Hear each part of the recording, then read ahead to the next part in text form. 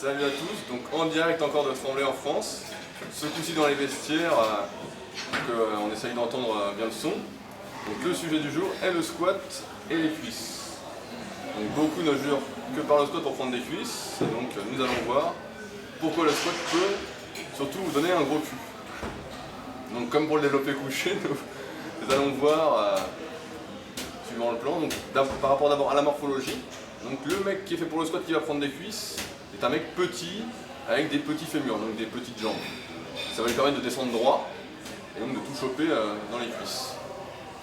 A contrario, le mec comme moi qui a des grands fémurs et en plus qui a un grand buste va pencher en avant et donc de conséquence ça va étirer majoritairement mes fessiers, donc je vais me choper un cul énorme et en plus je vais me niquer le dos. Donc comme ça j'ai tout gagné. Donc, le deuxième point à aborder, c'est les articulations. Alors le squat n'y échappe pas.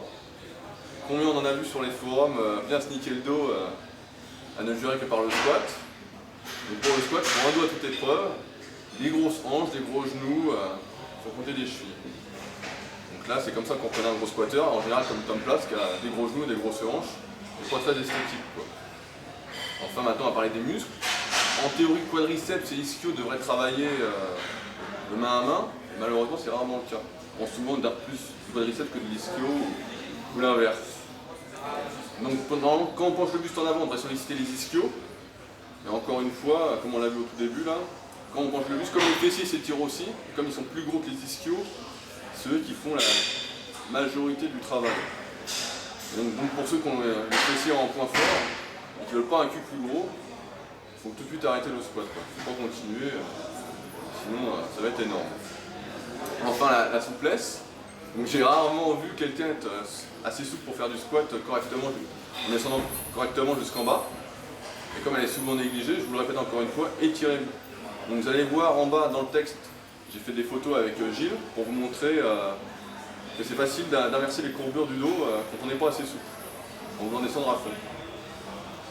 Enfin, le dernier point, c'est les adaptations techniques, comme pour le développé couché on avait vu. Donc là c'est la position de la barre sur le dos. Donc encore une fois je vous ai fait des photos pour que vous compreniez bien. On peut avoir plus ou moins haut. Si vous êtes un powerlifter qui fait de la force athlétique, vous êtes habitué à poser la barre basse sur le dos. Cette position de la barre va vous permettre de solliciter un maximum de muscles afin de soulever plus lourd. Donc si vous voulez prendre des cuisses, des quadriceps, je vous conseille plutôt de passer la barre haute afin de pouvoir descendre plus droit en étant rectiligne. Enfin, mon dernier conseil à vous donner, si vous avez déjà un gros cul et qu'en plus vous êtes grand et que vous penchez en avant, c'est de réduire l'amplitude, comme on a vu dans le coucher, c'est-à-dire de descendre moins. À vous de moduler votre descente par rapport à votre souplesse et vos points forts. Donc ça veut dire par exemple descendre à la parallèle ou un peu au-dessus, pour prendre dans les cuisses au lieu de solliciter excessivement les fessiers. Donc voilà, je pense que j'ai fait le tour pour cet article. Et donc je vous souhaite à tous un très bon squat.